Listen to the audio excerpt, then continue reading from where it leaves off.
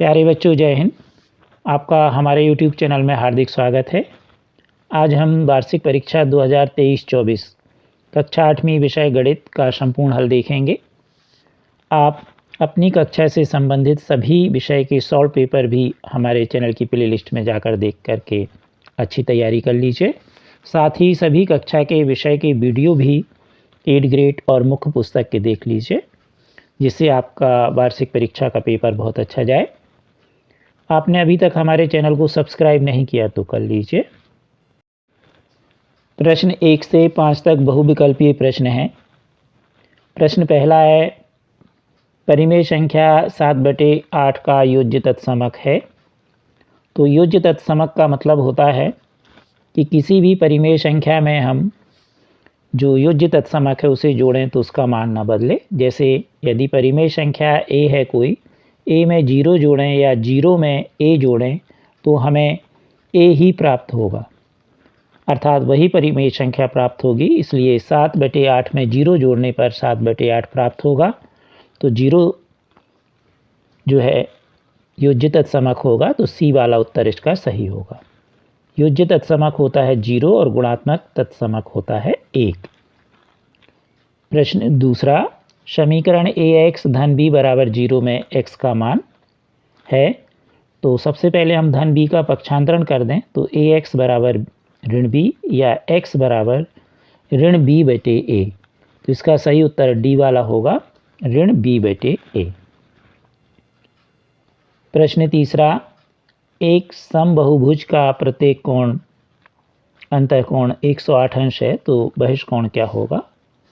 तो किसी भी बहुभुज में अंतःकोण और उसके बहिष्कोण का मान का योग 180 अंश होता है। रेखीय युग्म बनते हैं इसलिए। तो अगर बहिष्कोण x है और अंतःकोण 108 है तो x धन 108 बराबर 180 या x बराबर 180 ऋण 108 तो 72। तो बहिष्कोण का मान होगा 72 अंश। इसका सही उत्तर बी वाला सही है। प्रश्न चौथा, 0.4 का वर्ग। तो 0.4 का वर्ग का मतलब है 0.4 का 0.4 में 2 बार गुणा। तो 0.4 गुणे 0.4 दशमलव हटा देंगे हम तो आएगा 4 गुणे 4 हो जाएगा 16। अब यहाँ दशमलव दाहिनी ओर से एक अंक बाद है, यहाँ भी एक, तो 1 और 1 2 अंक हो गए। दाहिनी ओर से हम 2 अंक बाद दशमलव लगा देंगे और बाईं ओर 0 लिख देंगे तो 0.16 इसका सही उत्तर होगा। तो डी वाला उत्तर इसका सही है। प्रश्न पांचवा, 3 का वर्ग और उसके ऊपर 3 की घात का मान क्या होगा। तो जब किसी आधार पर घात और उसके ऊपर घात होती है तो उन घातों का आपस में गुणा हो जाता है। तो यहाँ पर 3 पर 2 गुणे 3 की घात अर्थात 3 पर 6 की घात हो जाएगी। तो इसका सही उत्तर होगा ए। प्रश्न 6 से 10 तक रिक्त स्थान हैं, खाली स्थान। प्रश्न छठवां, परिमेय संख्या 37/49 के लिए गुणात्मक तत्समक खाली स्थान होगा तो 1 होगा। गुणात्मक तत्समक 1 कहलाता है क्योंकि किसी भी परिमेय संख्या a में 1 का गुणा करें या 1 में a का गुणा करें तो वही परिमेय संख्या आती है। इसलिए यहाँ पर इसका सही उत्तर होगा 1। 1 का 37/49 में गुणा करने पर ज्यों का त्यों 37/49 प्राप्त होगा। प्रश्न सातवां, केवल रेखा खंडों से बना सरल बंद वक्र खाली स्थान कहलाता है। तो बहुभुज कहलाता है। बहुभुज 2 प्रकार के होते हैं, उत्तल बहुभुज और अवतल बहुभुज। उत्तल बहुभुज में ध्यान रहे विकर्ण का कोई भी भाग बहिर्भाग में नहीं होता है। प्रश्न 8वां, किसी निश्चित घटना के घटने की प्रायिकता का मान खाली स्थान होता है तो इसका मान 1 होता है। अनिश्चित घटना का 0 और प्रायिकता का मान 0 और 1 के बीच होता है। साथ ही प्रायिकता में अंश हर से छोटा होता है या बराबर होता है, बड़ा नहीं होता, इस बात का ध्यान रखा जाए। प्रश्न 10वां, ऋण 1 पर 15 का मान खाली स्थान होगा तो इसका मान ऋण 1 होगा क्योंकि ऋण 1 पर सम यानी 2 4 6 8 की घात होगी तो उसका मान धन 1 आएगा और 1 3 5 7 विषम की घात होगी तो ऋण 1 आएगा। क्योंकि जैसे मान लीजिए हम 3 की घात लें तो ऋण गुणे ऋण गुणे ऋण 3 बार होगा, गुणा करोगे तो आएगा ऋण, तो विषम आ गया। और मान लीजिए ऋण पर 1 पर 4 की घात, तो ऋण गुणे 1 गुणे ऋण 1 गुणे ऋण 1 गुणे ऋण 1 4 बार लिखोगे तो उसका मान सम आएगा, यानी धन चिन्ह आएगा, तो धन 1 आएगा। तो सम की घात होगी तो धन चिन्ह मिलता है और विषम की घात होती है तो ऋण चिन्ह, इसलिए यहाँ पर खाली स्थान में ऋण 1 आएगा, तो उसका मान 1 ही होगा। अब हम देखेंगे अति लघुत्तरीय प्रश्न, जिसके अंतर्गत 11वां प्रश्न है, किसी समांतर चतुर्भुज के एक कोण की माप 45 अंश है तो शेष कोणों की माप ज्ञात कीजिए। तो हम समांतर चतुर्भुज में कोण ए की माप 45 मान लें। तो जैसा आप चित्र देख रहे हैं कि समांतर चतुर्भुज में सम्मुख कोण बराबर होते हैं, तो कोण सी का मान कोण ए के बराबर होगा, अर्थात 45 अंश होगा। अब हम कोण ए धन कोण बी बराबर 180 लिख दें, आसन्न कोण। तो कोण बी बराबर हम हल करेंगे तो 45 का पक्षांतरण हो जाएगा, तो कोण बी बराबर आएगा 135। अब कोण डी बराबर कोण बी के होगा सम्मुख कोण के अंतर्गत, तो इसका मान भी 135 होगा। इस प्रकार सभी कोणों के मान प्राप्त हो गए। प्रश्न 12वां है, घातांक के नियम के अनुसार इसे हमें सरल करना है। तो हम देखें 8 पर ऋण 1 की घात है तो हम इसे 1/8 लिख सकते हैं धन घात के रूप में। 5 पर 3 की घात और बटे में है 2 पर ऋण 4 की घात, तो इसे हम ऊपर ले जाएंगे। अंश से हर में ले जाने पर घात का चिन्ह बदल जाता है, आप जानते हैं, चाहे अंश से हर में या हर से अंश में। तो यहाँ पर हर से अंश में ले जाएंगे तो 2 पे 4 की घात हो जाएगा। आगे हल देखें 1/8, 5 पे 2 की घात को हम 5 गुणे 5 लिख देंगे, 3 की घात को 5 गुणे 5 गुणे 5 और 2 पर 4 की घात को 4 बार 2 गुणित करके लिख देंगे। काट देंगे तो काटने पर मिलेगा हमें हल करने पर कुल 250। अब देखें हम प्रश्न नंबर 13, निम्नलिखित में कौन सा अनुपात है।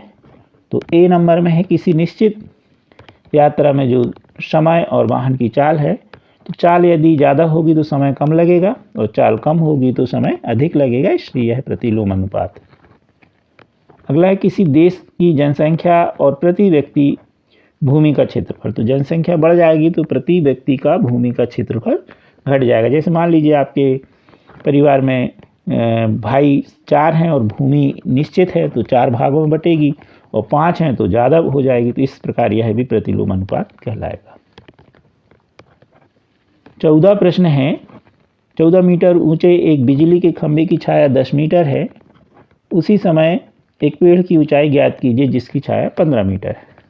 क्योंकि जो छाया है वस्तु की ऊंचाई ज़्यादा होगी तो छाया भी बड़ी होगी, तो इसलिए यह भी सीधा अनुपात है। तो हम मान लें कि पेड़ की ऊंचाई x है। अब यहाँ पर हम ऊंचाई मीटर में लिख दें और छाया भी मीटर में। तो जो हम पहले पेड़ के लिए देखें तो 14 मीटर ऊंचाई थी उसकी और छाया थी 10 मीटर। अब हमें खंबे की, अब हम पेड़ की ऊंचाई हमने क्या मान ली है x, तो ऊंचाई x हो जाएगी और छाया कितनी है 15। तो यहाँ से हम मान भर देंगे। अब सीधा अनुपात है इसलिए हम 14/10 बराबर x/15 त्रिया गुणा करते हुए हल करेंगे। तो आप देखेंगे हल करने पर हमको मिला x बराबर 21, तो पेड़ की ऊंचाई होगी 21 मीटर। प्रश्न 15 है, 7 का घन सर्वसमीका से a धन b का पूर्ण घन वाली सर्वसमीका से हमें इस सर्वसमीका से निकालना है। तो हम 7 को लिख सकते हैं 1 धन 6 का पूर्ण घन। अब यहाँ तुलना करें तो a का मान होगा 1 और b का मान होगा 6। अब इस सर्वसमीका में हम मान रख दें, a का मान 1 और b का मान 6 सभी जगह। तो इस प्रकार हमने यहाँ मान रख दिए। अब हल करें तो 1 धन 3 गुणे 1 गुणे 6 धन 3 गुणे 1 गुणे 36, यहाँ पर 6 का वर्ग 36 और 6 का घन 216। सबको आप हल कर लीजिएगा और हल करके जब आप जोड़ेंगे तो टोटल मान आपका आएगा 343। तो इसका सही उत्तर होगा 343। प्रश्न 16 है, विलोकनम विधि से हल कीजिए 216 का घनमूल। तो जब भी आपको विलोकनम विधि से, यहाँ पर 3 की घनमूल का निशान बना लीजिए, यहाँ 3 नहीं लिखा तो 3 लगा लीजिए। अब हम घनमूल निकालेंगे 216 का, तो 3 की हम जोड़ी दाहिनी तरफ से बनाएंगे, एक ही जोड़ी बन रही है इसलिए इसका घनमूल जो है वह 1 अंक का होगा। अब इसमें इकाई का अंक 6 है, तो जिसकी इकाई के अंक में 6 होता है तो उसका जो घनमूल है वो 6 ही होता है। 6 6 36 और 36 में 6 का गुणा करिए तो 216। तो इस प्रकार इसका सही उत्तर होगा 6। प्रश्न नंबर 17 है ऋण 7/3 गुणे 5/4। ये गलत है, इसको प्रश्न ये वाला सही है, ये गलत लिख गया था, इसको हमने काट दिया है। तो ऋण 7/3 गुणे 5/4 गुणे 2/9। अब इसको हम हल करें कोष्टक गुणा वाला हटा करके और काट पीट दें तो आप देख रहे हैं यहाँ कट गया, 2 दूनी 4 और हल कर लें तो आया ऋण 35/54। प्रश्न 18 है 5x/2 बराबर 2x धन 18 को हल करना है। तो हम 2x का पहले पक्षांतरण कर लें तो 5x/2 ऋण 2x/1 लिख सकते हैं। हल करने पर हमें लघुत्तम 2 आएगा। 5x ऋण 2 गुणित 2x गुणित 2, तो 5x ऋण 2x गुणित 2/2 में हम देखें तो 5x गुणे 4x/2, 2 का पक्षांतरण कर दीजिए तो गुणा में चला जाएगा तो 18 दूनी 36। 5x में से 4x घट जाएंगे तो आएगा 36। तो इसका सही उत्तर होगा x बराबर 36। अब देखें हम प्रश्न नंबर 19। पाइथागोरस का तीसरा सदस्य ज्ञात कीजिए जबकि 2 सदस्य 6 और 8 हैं। तो हम 6 का वर्ग और 8 का वर्ग कर दें तो 36 धन 64 बराबर 100। 100 किसका वर्ग है? 10 का। तो हम यहाँ लिख सकते हैं 6 का वर्ग धन 8 का वर्ग बराबर 10 का वर्ग, अर्थात जो तीसरा सदस्य होगा वो 10। आप 100 का वर्गमूल भी निकाल सकते हैं तो 10 आ जाएगा। प्रश्न 20वां घन का आयतन ज्ञात कीजिए जिसकी भुजा 9 सेंटीमीटर है। घन के आयतन का सूत्र होता है L घन। L का मान 9 है तो 9 का घन होता है 729। तो इस प्रकार घन का आयतन आएगा 729 घन सेंटीमीटर। प्रश्न 21 है यदि रोहन अपने धन का 50% खर्च कर देता है, यहाँ 50% है, तो शेष 800 रुपये उसके पास बचते हैं तो कुल धन कितना होगा? तो मान लीजिए रोहन के पास 100 रुपये है तो x का 50% x गुणे 50/100 काटने पर आया x/2। अब कुल धन x था तो x/x में से हम x/2 को घटा देंगे। तो x में से x/2 घटाएंगे, हल करेंगे तो होगा 2x ऋण x/2 बराबर 800। 2 का पक्षांतरण कर दीजिए तो x बराबर हो जाएगा यहाँ पर 2x ऋण x और 800 में 200 का गुणा होगा तो 1600।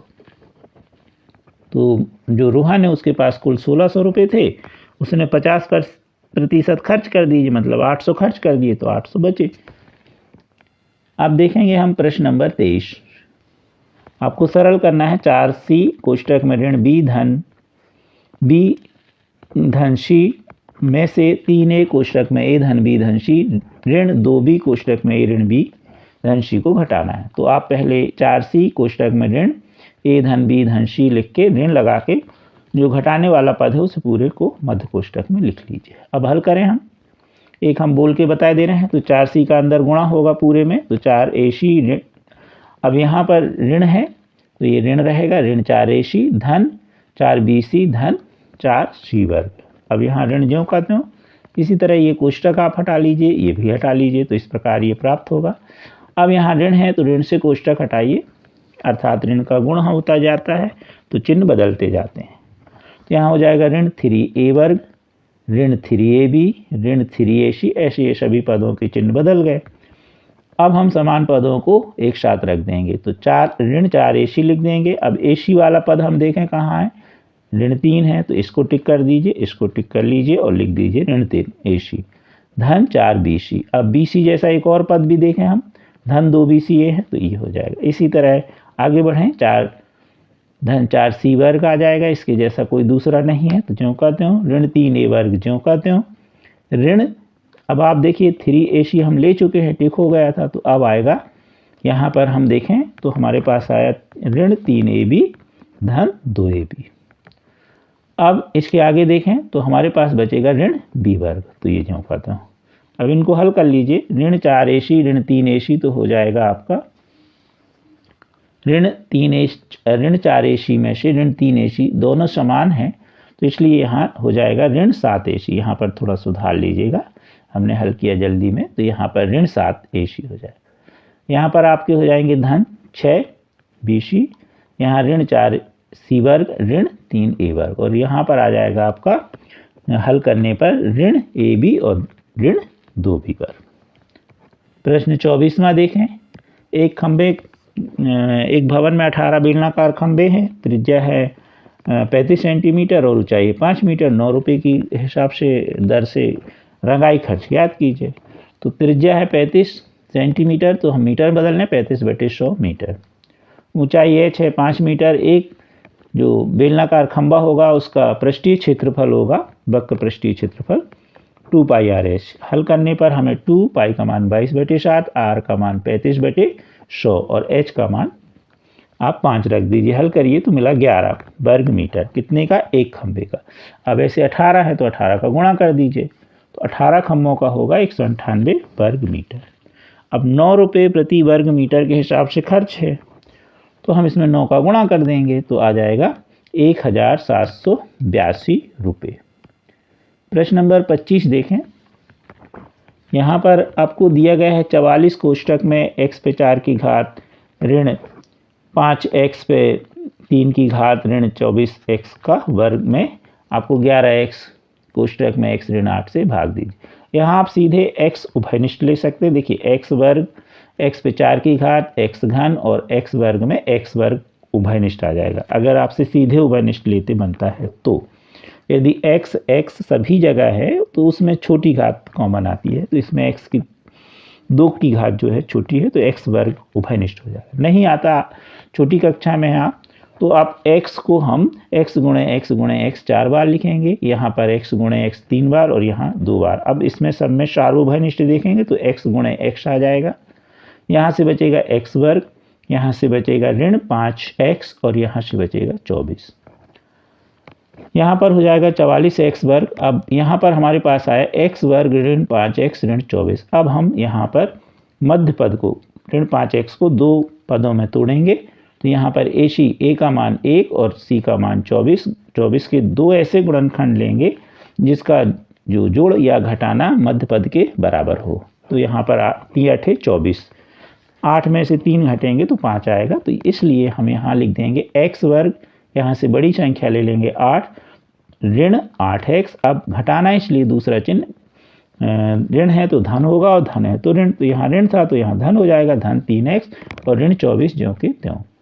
प्रथम 2 पदों के नीचे अंडरलाइन करिए, उभयनिष्ठ लीजिए तो x उभयनिष्ठ, तो x ऋण 8 को हम थोड़ी दूर फिर लिख देंगे, यहाँ पर 8 बना लीजिए।